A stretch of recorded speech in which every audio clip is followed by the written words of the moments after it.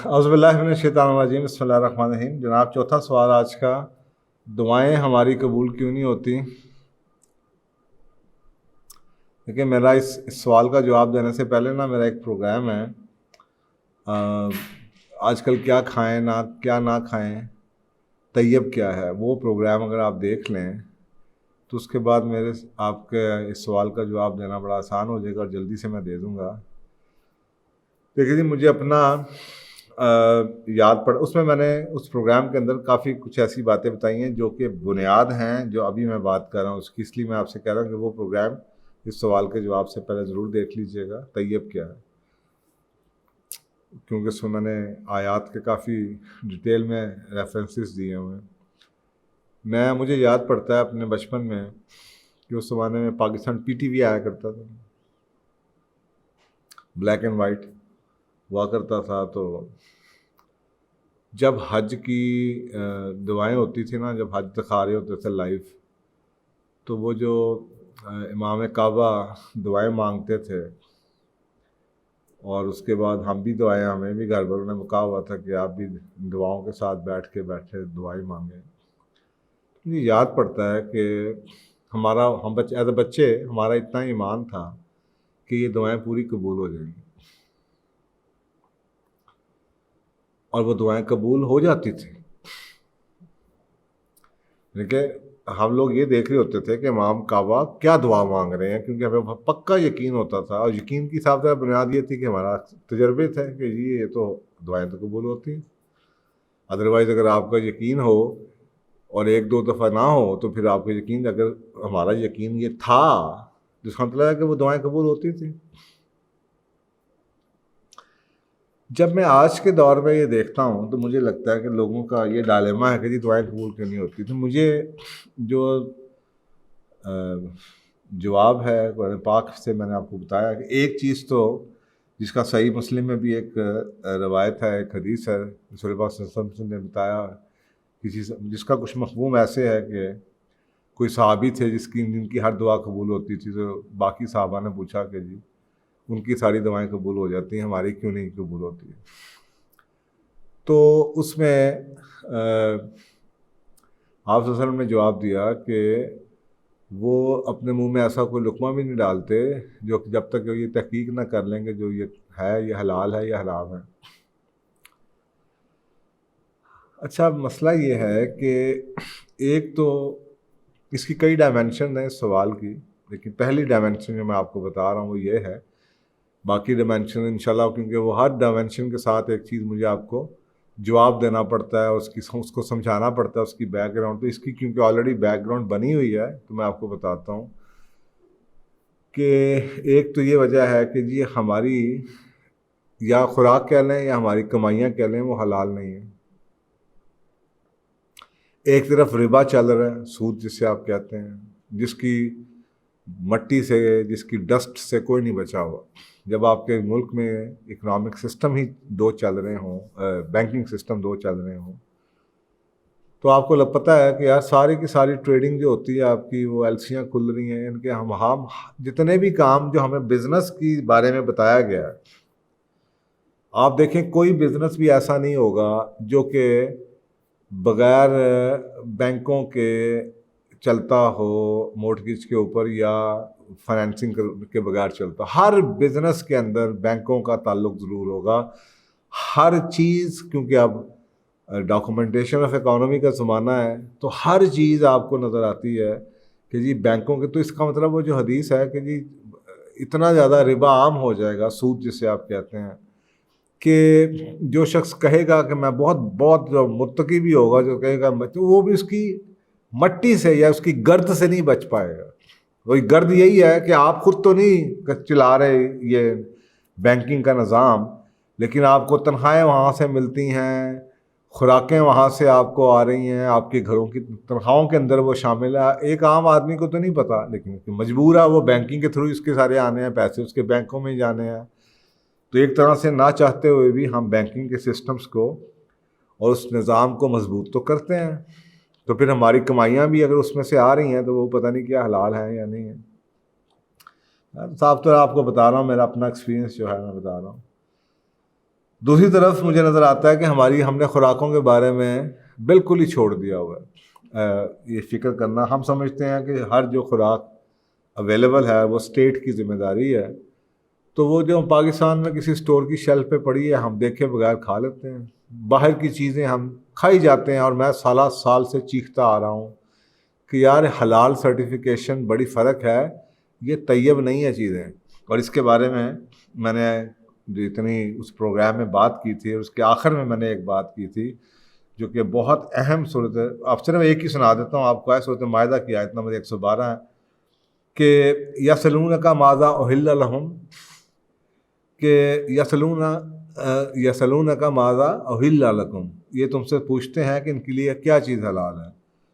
تو کل کہہ دو احل لکم الطیبات, کہ ان کے لیے حلال وہ ہے جو طیب ہے. تو اگر آپ کو صرف یہ سمجھ آ جائے, اب اس کی پوری سائنس کے لیے آپ پروگرام دیکھ لیں. اور یہ اینڈ میں نے آپ کو ایک کلوزنگ بتا دی کہ حلال وہ ہوتا ہے جو طیب ہوتا ہے. اور طیب چیزیں اگر ہم کھا ہی نہیں رہے,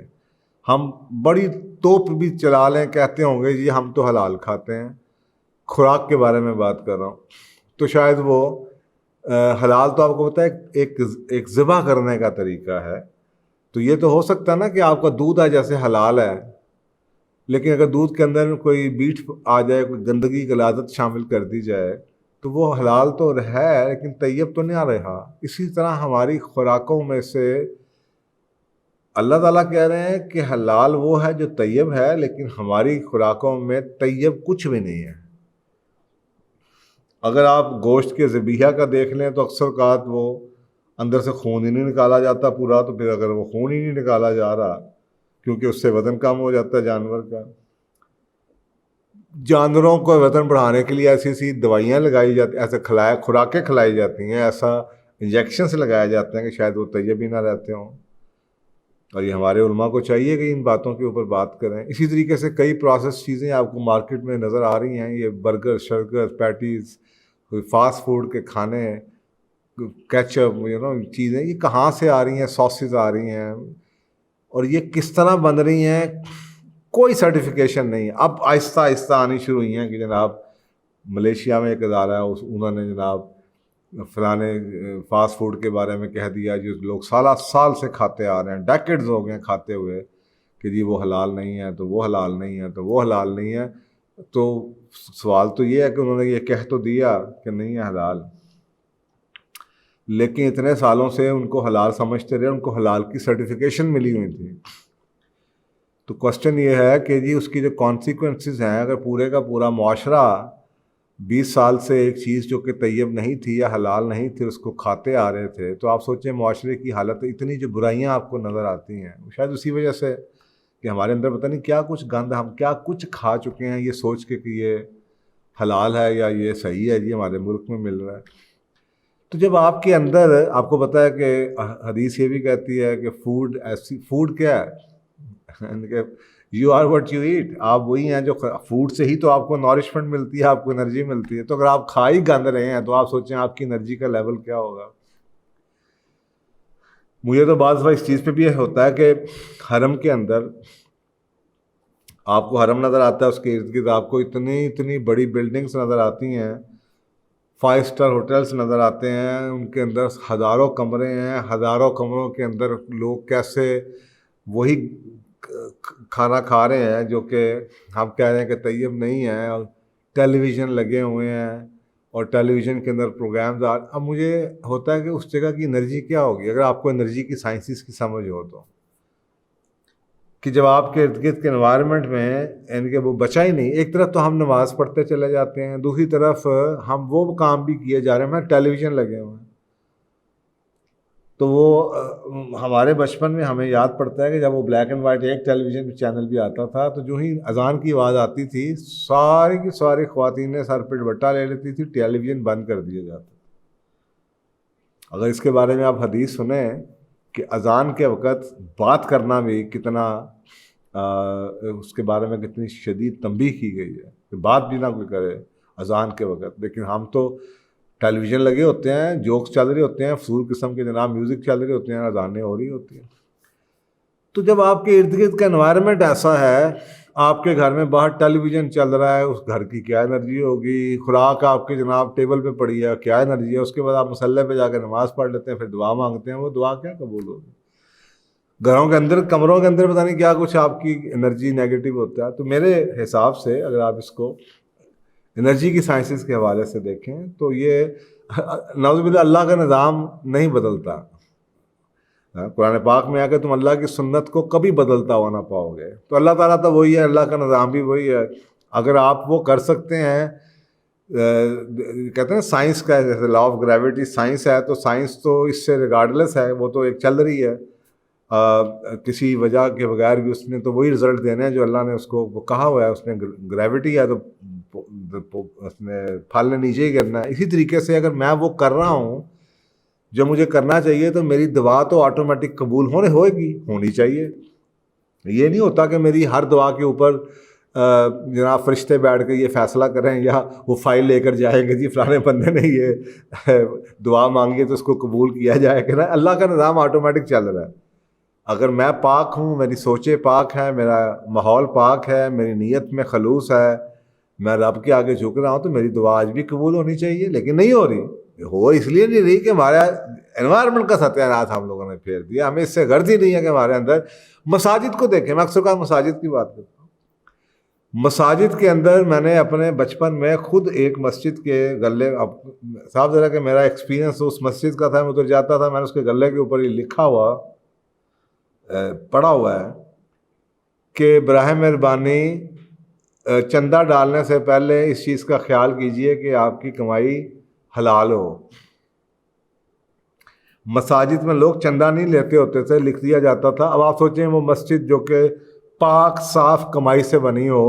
تو اس میں شاید لوگ نماز پڑھتے ہیں تو اس کا اثر کچھ اور ہوگا۔ آج اس سے غرض ہی نہیں لوگوں کو کہ کمائی آپ کو، جی اس کا مسئلہ ہے لیکن مجھے چندہ ملنا چاہیے،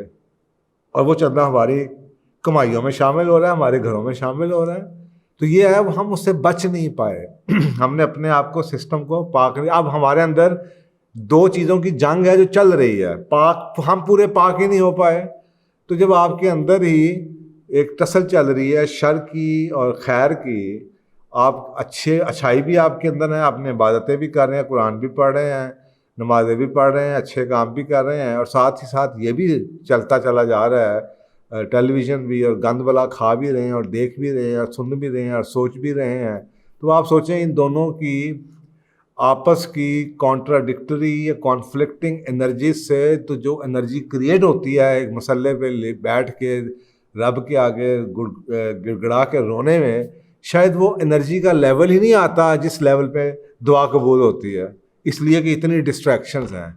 تو میری سوچ کے مطابق تو یہ اس کا جواب ہے۔ اب آگے صاحب ذرا علماء جو ہمارے ہیں ان کو چاہیے کہ اس کے بارے میں اگر ان کی کوئی اوپینین فرق ہے میرے سے تو ضرور اس پہ بات کریں، ان کی بات سنیں آپ وہ کیا کہتے ہیں۔ میرا اپنا ایکسپیرینس، کیونکہ میں نے آپ کو بتایا کہ میں نے کبھی بھی اپنے آپ کو عالم نہیں بنا کے پیش کیا، میں نے دین کو support as a bench mark use کیا ہے۔ جو چیزیں میں نے اپنے بیہیویئر سائنس کے پروفیشن میں یہ دیکھی ہیں، پڑھی ہیں، تو میں اس سے اس کو اوتھینٹسٹی اس کی ضرور چیک کرتا ہوں۔ تو اس لیے میں آپ کو یہ چیزیں کوٹ کر دیتا ہوں۔ آگے آپ یہ جو سبجیکٹ ہے اگر آپ اس حوالے سے سننا چاہیں تو کسی عالم سے پوچھیے، وہ آپ کو، اور صحیح پکے جو صحیح اسٹیبلش آپ کو نظر آئے کہ یہ عالم ہے، ان سے پوچھیں تو وہ آپ کو شاید کچھ اور اس کے بارے میں بتائیں۔ تو میرے ایکسپیرینس میں جو میرا ہے، میرے خیال میں یہ ایسی چیزیں ہیں، اور میں نے کئی بارے میں کئی دفعہ دیکھا بھی ہے۔ مثلاً میں اکثر اوقات لوگوں سے سوچتا ہوں کہ جو لوگ چلوں میں جاتے تھے، جب پورے کے پورے لوگ کنسنٹریٹ کرتے تھے عبادت میں، جیسے رسول پاک صلی اللہ علیہ وسلم میں غار حرا میں جاتے تھے تو عبادت دعائیں قبول ہوتی تھی نا۔ تو ابھی بھی آپ اگر آپ سوچتے ہیں، اگر آپ بھی کوئی اپنے آپ کو 20 30 40 دن کا ذرا چلا دے کے دیکھیں نا، بازار کی کوئی گند بلا نہ کھائیں، اور بہت ہی اچھے انوائرمنٹ میں رہیں جہاں پہ آگے پیچھے کوئی آپ کو ڈسٹریکشن ہو، پھر آپ اللہ کے حضور میں رو رو کے دعائیں مانگیں، دیکھیں آپ کی دعا قبول ہوتی ہے یا نہیں ہوتی۔ میری زندگی میں میں تو اکثر لوگوں سے کہتا ہوں الحمدللہ میری تو بڑی دعائیں قبول ہوتی ہیں۔ تو اگر نہیں ہوتی تو میں یہ نہیں کہتا کہ یہ کیوں نہیں ہو رہی، میں تو دیکھتا ہوں کہ میرے میں کیا کیسے غلطی ہوگی جو کہ دعا قبول نہیں ہو رہی، تو آپ کو کہیں نہ کہیں وجہ مل جاتی ہے۔ تو جزاک اللہ، شکریہ، اگر میرا خیال آپ کو سمجھ آ گئی ہوگی۔